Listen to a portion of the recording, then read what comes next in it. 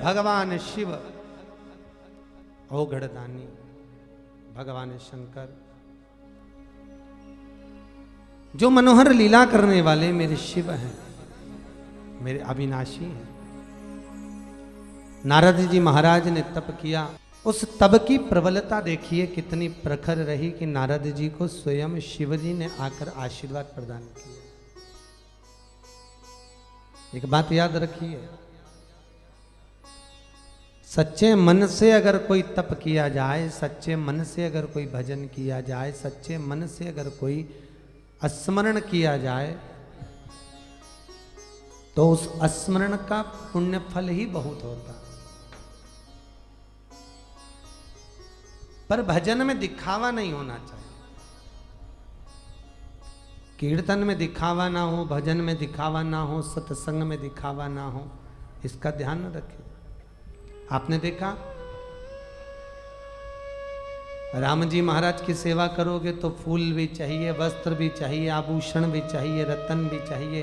कृष्ण भगवान की पूजन करो तो बहुत सारा रतन आभूषण चाहिए। पर शंकर जी की पूजन में क्या चाहिए?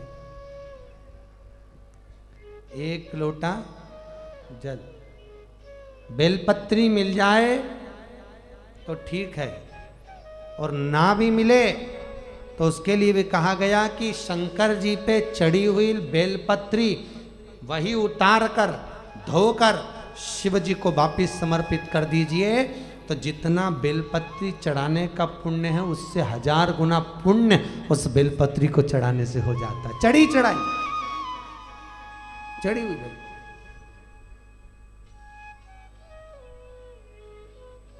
आपके पास में बेलपत्री भी नहीं है तो भगवान शंकर को जो बेलपत्री चढ़ी है ना वही उतार लीजिए।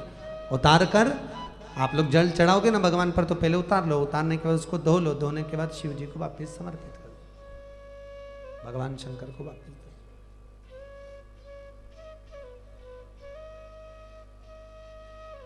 यहां तक कहा कि अगर आपके पास में घर से आप जल लेकर नहीं आए हो शिव को समर्पित करने के लिए, ऊपर जो जलाधारी लगी है, देखिए जलाधारी लगी है, उसका स्पर्श कर लीजिए, शिव जी को जल चढ़ाने का पुण्य फल प्राप्त हो।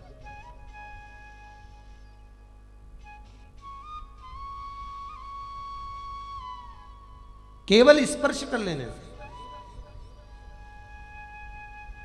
और यहां तक कहा गया कि अगर आप शंकर जी का दर्शन भी नहीं कर पाए हो मंदिर के अंदर जाकर, आप शिव मंदिर में पहुंचकर दर्शन भी नहीं करे हो तो भी चलेगा। क्या करना है?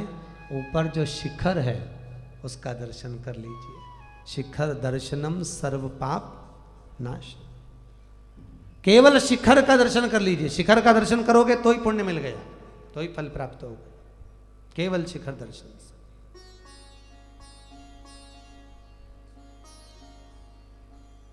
देखा है आप लोगों ने शंकर जी की जलाधारी का, कभी आप स्मरण करें,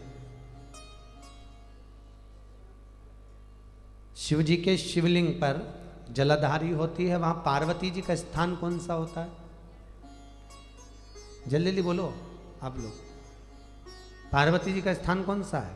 तो कहाँ? जहां पर शिवलिंग, आप लोगों को ध्यान होगा, अभी यहां तो शिवलिंग है नहीं, जैसे ये जलाधारी है, देखा आपने, ये जलाधारी है, जहाँ पर अपन जल चढ़ाते हैं वो जलाधारी से नीचे गिरता है, इसके ऊपर जो शिवलिंग रखा हुआ है, तो कहा जो ये कटी है जहाँ पर शिवलिंग रखा है, ये कटी पार्वती जी का स्थान है। किसका स्थान है? पार्वती जी।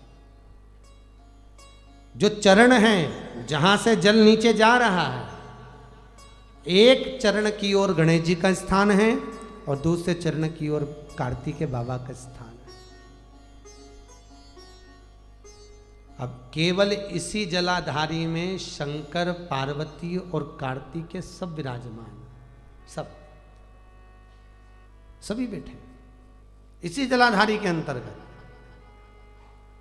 वहीं पर शिव हैं, वहीं गौरा है, वहीं गणेश है, वहीं षडानंद कार्तिक है, वही विराज।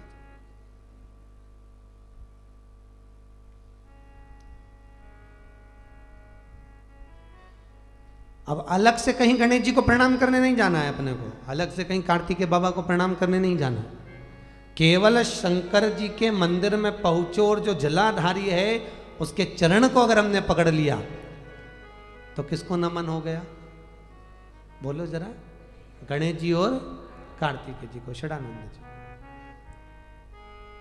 और जब हम जल समर्पित कर रहे हैं तो गणेश, कार्तिकेय, जगदम्बा और शिव सबको समर्पित हो रहा है।